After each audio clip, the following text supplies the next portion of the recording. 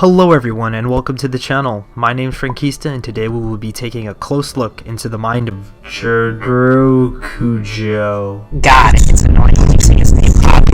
Laughing how I talked about the video. Taro. Now has to say it. Taro in one word.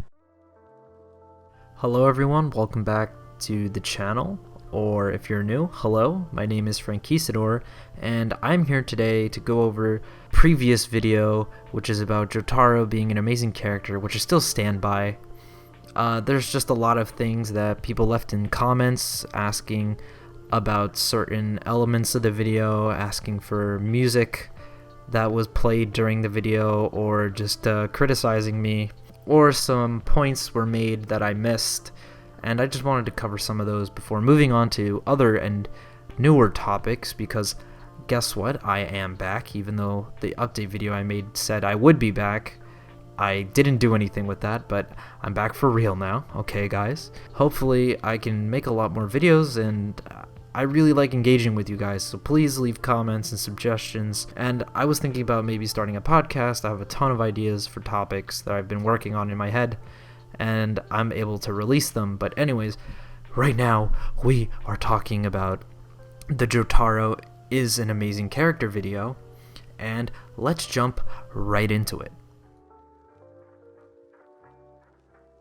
So beginning the first episode of Commentopsy, we have criticisms of my video. So if you remember the beginning of the video, I had a little gag with the way I pronounced Jotaro in the last video, which I agree was pretty bad, but when you have to say Jotaro about 1,000,000 times, I think it starts to change the way you pronounce it, and it kind of sucks, but I got a kick out of that. It didn't really offend me. But the first comment we have here talks about how amazing my video was, with an XD, because I'm such a random gamer, lol. But I'm glad they enjoyed the video, because I honestly did want to make something worthwhile to watch in the JoJo community, because lots of the videos aren't that good. And also, incoming shout out, if you have export videos that literally talk and list stands, that's pretty boring. I wanted something to be a little more intellectual and thought-provoking, you know, like other video essays that other topics have, like Avatar: The Last Airbender.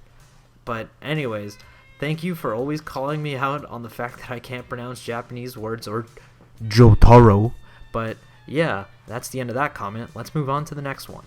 So this next comment is a dose of positive criticism, which is very strange to find on YouTube. But anyways, the guy starts out by complimenting my video, which I really appreciate. Thanks, man. And he is totally right in terms of presentation.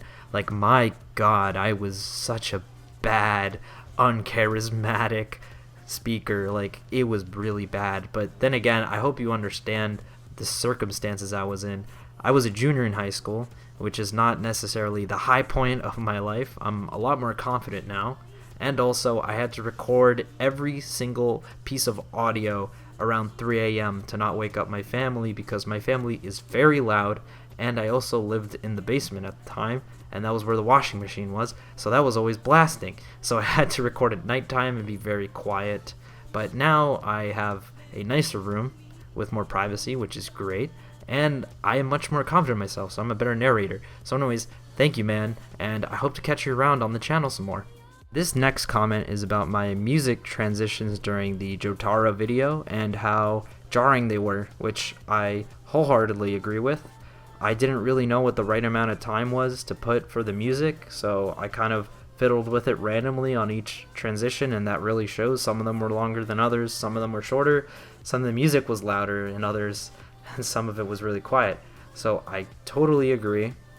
And I probably should keep them in the background. I should probably have them a little bit louder during the actual transition slide, and then slowly make it slower so the video can flow better. I will definitely take this criticism to heart, and thank you.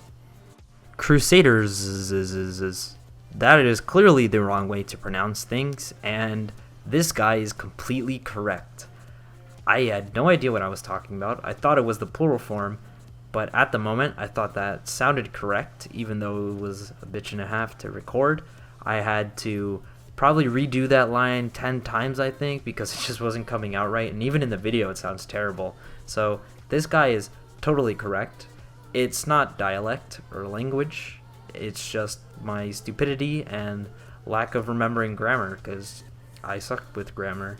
But thank you for the reminder, and I definitely will try not to make a similar mistake again. Now this comment is quite a mixed bag in my opinion. Of course, he's got to start out with the insult of the way I pronounce Jotaro and other Japanese words, which again, can't get enough of, because it's totally not like a million other people told me in the comments. But hey, if that's how you want to start a comment, then that's how you want to start a comment. As I said in a previous comment, I had to say Jotaro so many times that my tongue eventually got tied, and I never ended up pronouncing it properly because of the amount of times I had to say it. So there's that explanation for that part of the comment. In regards to what you said about the father theory, well, I think there kind of were signs, because when Jotaro was turned into a kid by Elias, he was a little bit violent, but he wasn't a punk like he was earlier. And also, a lot of my videos kind of speculation on my part, but like logical speculation. It's just a fun thing to do. Like, I'm not saying this is fact. Araki blessed me and said this is now canon. And I mean, I do agree, Jotaro is a better character in the later parts. In part 3 he is quite boring, but he's not as boring as Jotaro haters say he is. I still think he's a fun character in Stardust Crusaders, but that's just my opinion. And then strangely enough, this person ends up complimenting me, which is kind of weird because I feel like I was backslapped and then complimented, which is really, really strange. But anyways, I appreciate that he kind of padded his insult with a nice thing to say to me. And then apparently there seems to be a comment war going on that I was not aware of, and I have no idea what the context is because the comment was deleted, but that must have been a lot of fun. Now that we got the criticisms out of the way, I think we can go on to the parts that needed some fixing in my video, or things that needed to be addressed that I didn't necessarily say in the video, or things that the comments pointed out that they were actually correct, that I missed. So this comment is about Jotaro's friendship with Polnareff in part 3.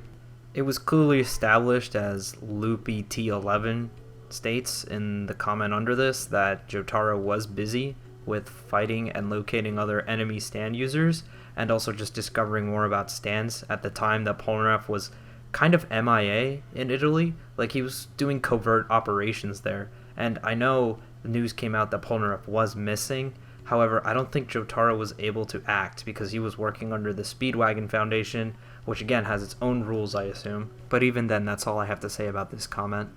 Lone Star Dullahan brings up a very good speculative point about Jotaro and his upbringing in Japan. While it's not necessarily confirmed by Araki or anything, just like most of my video was, most of mine was just interpretation. This is a pretty interesting interpretation, and just take your time to read it. I'm going to move on to the next one, but if you guys would like to read the rest of it, please pause it. I think it's worth your time. Now, Sewer brings up a good point about how I didn't really clarify what I meant by flashback. Even though he didn't witness the murder, I just think he would flashback towards that time when he was fighting Dio with the rest of the Crusaders and stuff. Like, I didn't necessarily mean like he literally flashed back to the moment Kakyoin was like pierced and then got like bodied and launched into the water tower. Also, I think you meant Koichi, not Chi-Chi, but that's a minor point. Anyways, thank you for the comment. So the funny thing about this comment is I hadn't read part 6 in like a year by the time I made this video, and I didn't really want to slog through that, even though I should have, because I am trying to make an intellectual analysis of this, and to be more credible, I should have read that to make sure I caught everything about Jotaro. But sadly, I only skimmed through the last part, which is the Pucci fight that you're talking about, and I think I might have missed the panel or two about this, because I do remember taking screenshots of that part of the manga. Another comment talks about the same Made in Heaven fight, where Jotaro actually chooses to save his daughter instead of bodying Pucci and ending the entire fight and saving the world. So yeah, even Pucci does say that he was too late. So I totally agree with these two comments. I definitely should have gone in more depth into part 6 Jotaro, but I just didn't go through it enough, so I'm sorry about that. It probably won't happen again if I ever do another analysis video. I'll probably take it a lot more seriously. Now, the entire debacle about the cigarette trick is actually incorrect. It wasn't that I didn't know Boingo did it in disguise and I thought Jotaro did it. It's just a thing that Polnareff established that Jotaro would do. He probably did it off screen, you know, because just the way he talked about it. So it's not really a mistake. I was still correct, but the only footage I had from the anime was Boingo doing it in disguise. So that's that cleared up, and that's the end of these corrections, and let's move on to some miscellaneous comments and things, and then close out the video.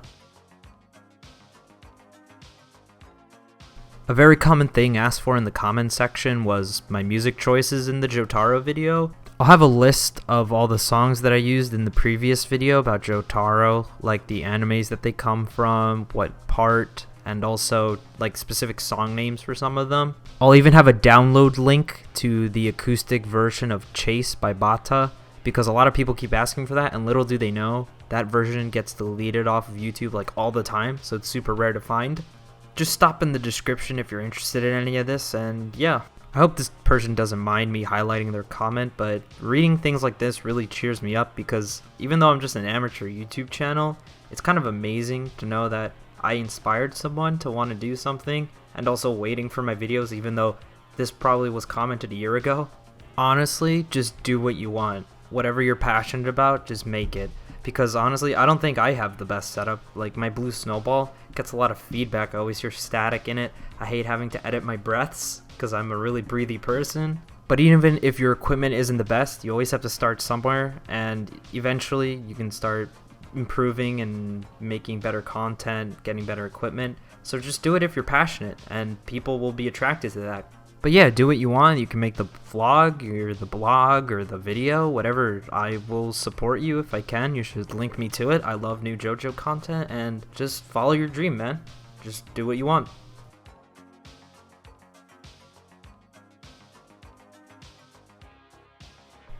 Well, that marks the end of my video. Thank you so much everyone for watching. If you're new here, please consider hitting the subscribe button and notification bell, because guess what? I actually have videos in the works, and I'm not just saying this. I really am into making YouTube again, and I'm a lot more invested in it now. If you're a lurker, then please hit that subscribe button. You know you like my channel, so why don't you just commit? But anyways, I really hope you enjoyed that. I really like making these sort of comment videos. I feel like making it into a series. That's why I call it Commentopsy. It's a little play on words on comment and autopsy, as I'm like opening up the past video and looking at the comments.